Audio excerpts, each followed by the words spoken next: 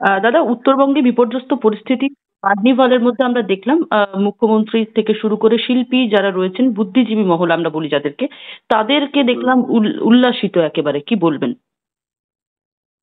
লজ্জার বিষয়, পশ্চিমবাংলার একজন রাজ্যবাসী হিসেবে লজ্জিত যে এরকম একটা দিনে, এমন একটা দিনে যেখানে প্রায় 25-28 জন রাজ্যবাসী তারা বন্যায় প্রাণ হারাচ্ছেন, কত মানুষের ঘর ভেসে যাচ্ছে, তাদের রুটি রুজি ভেসে যাচ্ছে, পর্যটকরা আশঙ্কার মধ্যে রয়েছে, এমন অবস্থায় ওই ধেই ধেই করে নৃত্য করা, এই মানে অসহনীয়।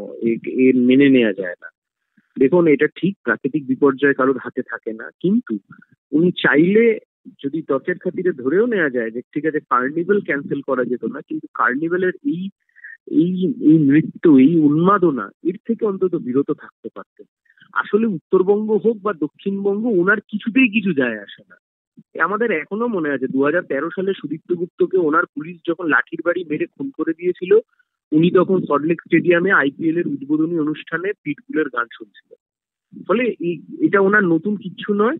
দুর্ভাগ্যের বিষয়, মানে ওনার আমলে পশ্চিমবাংলার বুদ্ধিজীবী অংশের যেটুকু যা আপনার চিন্তা ছিল, যা দূরদর্শিতা ছিল, তাদের যে প্রজ্ঞা ছিল, এই সবকিছু বিসর্জন হয়ে গেছে। দাদা, ক্ষতিপূরণ ইতিমধ্যে দেওয়া হচ্ছে 5 লক্ষ টাকা এবং একটি হোমগার্ডের চাকরি, এটাই সলিউশন? দেখুন, আবার আমি বলছি যে কেউ মারা গেলে এইরকম প্রাকৃতিক বিপর্যয়তে তাকে ক্ষতিপূরণ দেওয়া হয়, রাজ্য সরকারের তরফ থেকে পাশে দাঁড়ানো হয়। কিন্তু বিষয়টা শুধুমাত্র ক্ষতিপূরণের বিষয় নয়, বিষয়টা হচ্ছে যে ক্ষতিগ্রস্ত মানুষের পাশে দাঁড়ানো। মুখ্যমন্ত্রীর গতকাল উচিত ছিল শিলিগুড়িতে যাওয়া, মুখ্যমন্ত্রীর গতকাল উচিত ছিল উত্তরবঙ্গে গিয়ে দাঁড়িয়ে গোটাটা মনিটর করা, মুখ্যমন্ত্রীর গতকাল উচিত ছিল প্রধানমন্ত্রীর সাথে কোঅর্ডিনেশন রেখে এটাকে ন্যাশনাল ডিজাস্টার ঘোষণা করা। কেন্দ্রীয় সরকারই বা চুপ কেন? কেন্দ্রীয় সরকার কেন এটাকে জাতীয় বিপর্যয় হিসেবে ঘোষণা করছে না?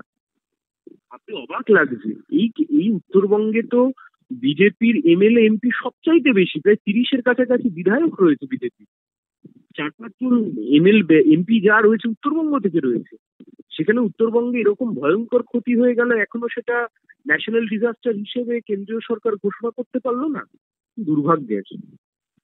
দাদা, ইতিমধ্যে বিজেপি যে এমএলএ রা রয়েছে তারা ক্ষতিগ্রস্ত এলাকায় গিয়ে আক্রান্ত হয়েছে, তারা দাবি করছেন শাসক দলের তরফ থেকে তাদেরকে আক্রান্ত, মানে তাদেরকে অ্যাটাক করা হয়েছে। কি বলবেন? দেখুন, প্রথম কথা হচ্ছে বিজেপির কোনো বিধায়কের অন্তত এখনো অব্দি কোনো টিকিট নাগাল পাওয়া যায়নি ক্ষতিগ্রস্ত এলাকাগুলোতে। ওই ক্যামেরা যখনই গেছে, ক্যামেরার সামনে দাঁড়িয়ে ফেসবুক লাইভ করেছে আর ক্যামেরার সামনে বাইক দিয়ে চলে এসেছে। অথচ উল্টো দিকে আপনি যদি দেখেন, গতকাল থেকে রেড ভলেন্টিয়ার বা সিপিআইএম তাদের সীমিত ক্ষমতা নিয়ে তারা তো বিভিন্ন মানুষের পাশে দাঁড়াচ্ছেন। আমি গতকাল দেখলাম অমিত শাহ বলেছেন তাদের দলের নেতাদেরকে পথে নামতে। অমিত শাহ বলার জন্য অপেক্ষা করতে হচ্ছে। কোথায় গেল? এই উত্তরবঙ্গের মানুষ তো ঝুলি উজাড় করে ভোট দিয়েছে বিজেপিকে, ঝুলি উজাড় করে দিয়েছে।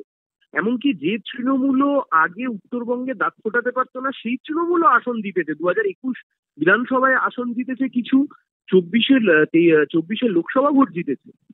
এমন একটা অবস্থার মধ্যে দাঁড়িয়ে আসলে রাজনৈতিক সদিচ্ছা বলে একটা বিষয় থাকে, সেই রাজনৈতিক সদিচ্ছা না থাকলে যা হয় তাই হচ্ছে। থ্যাংক ইউ দাদা।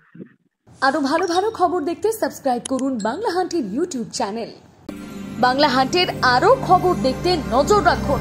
বাংলা খবর মানেই বাংলা হান্ট।